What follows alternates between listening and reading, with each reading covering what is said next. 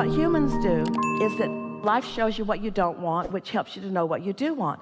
And instead of just turning toward what you do want and talking about why you want it and looking for the positive aspects of being there, because they don't believe they can have it, and then they justify wanting that by expressing how bad the other is. That's what rebelliousness is. It's pushing against making a strong statement of all the things you don't want.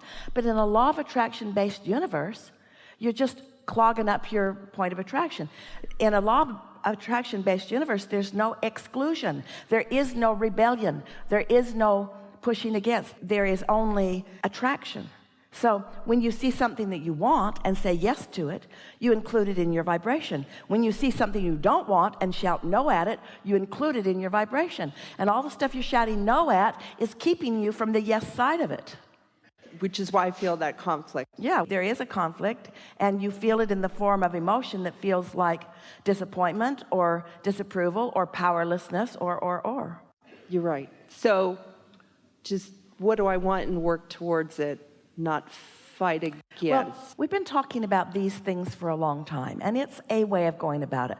When you know what you don't want, you know what you do want, and you do have the ability to start a day out by thinking about the I want side of an equation and practicing it until it gets a foothold, until it becomes a habit of thought. A belief is just a thought you continue to think.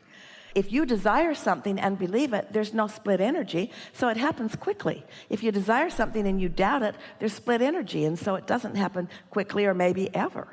And so the key is to get your energy going toward what you want. And so there are all kinds of processes that we've offered.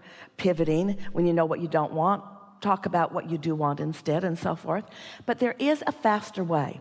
And the faster way includes understanding how the whole thing works. And this is how the whole thing works. What you offer vibrationally is what is available to you. It's what impulses come to you. It's what your path is about. And so if you could just know that there's all this, we don't really like the word support. It's the word Esther finds. There's all this awareness of what you want, an awareness of where you are in relationship to it, and guidance about the path of least resistance to help you to be there. That's available to you all the time. But you've got to tune to the frequency so that you can hear it.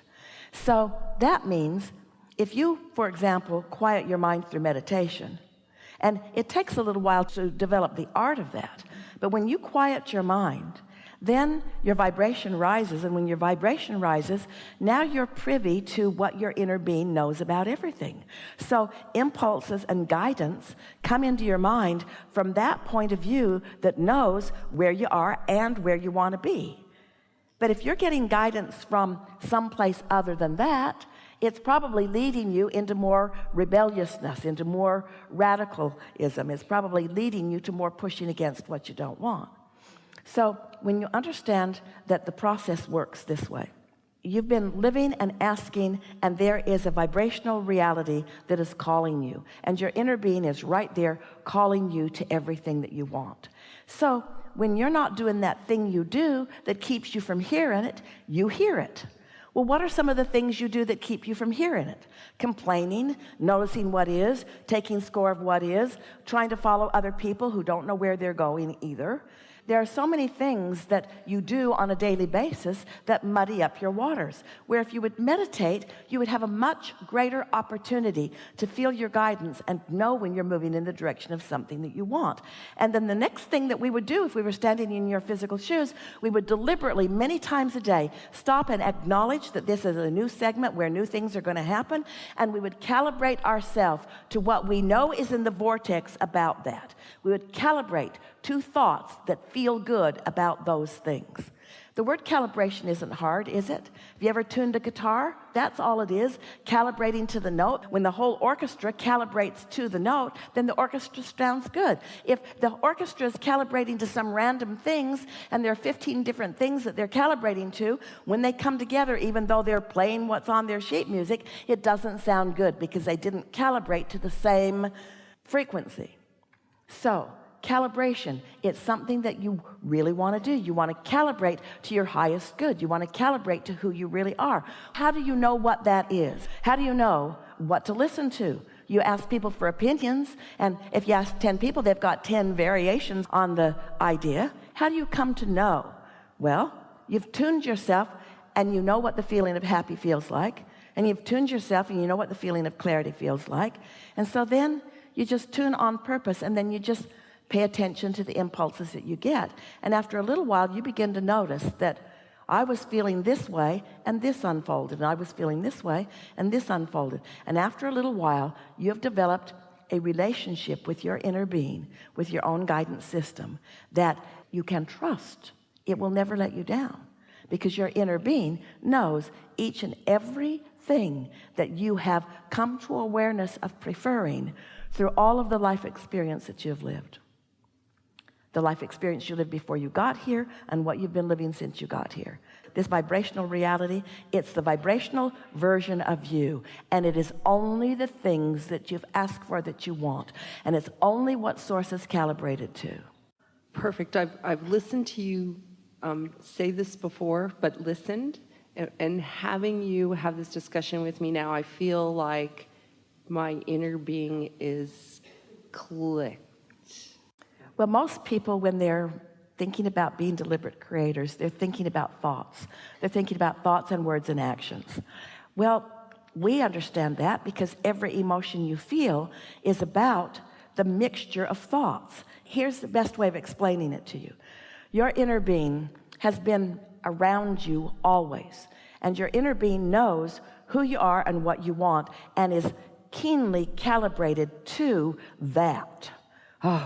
And the words that it would take to describe any one of your vortices and the precision with which you have built it over your life experiences would take longer than this lifetime would afford you if you were to hear it in words. In other words, there's so much culmination of so much becoming that you have been living. But your inner being is tuned to it and aware of you. So now, here you are out in the world, maybe in that bubble that we described. Maybe you just went off half-cocked, got out of bed, you're mad at everybody, and off you went. But anyway, you're out in the world. So your inner being is aware of where you are and every encounter you have. So you meet someone and you have a reaction to them, because there's a mixture of what they've got going on vibrationally and what you've got going on vibrationally. So you have an experience. You might even say you're having an opinion of this exchange that you're having. In the same moment, your inner being is having an opinion. But your inner being's opinion is based upon a whole range of criteria that yours might not be, like the bigness of your life, the bigness of who you are, and all of the components of things that matter to you. Not just prosperity and not just personal well-being, but upliftment, and on and on and on and on and on and on and on. So your inner being has an opinion about what's going on. So in a very rudimentary way, let's say, for example, this person is not tuned in, and the reason that you're rendezvousing with them is because you're not either. It's always that way. And you have a reaction to their whatever, to their rudeness or to their whatever.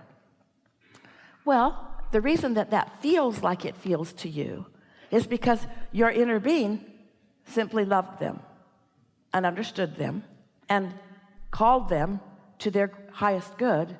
And the fact that you didn't leaves you feeling the absence of harmony or the offness of the calibration. In other words, you calibrated with the physical world. You didn't calibrate with your spiritual world. You didn't calibrate with your source. You can't be angry and be calibrated with your source.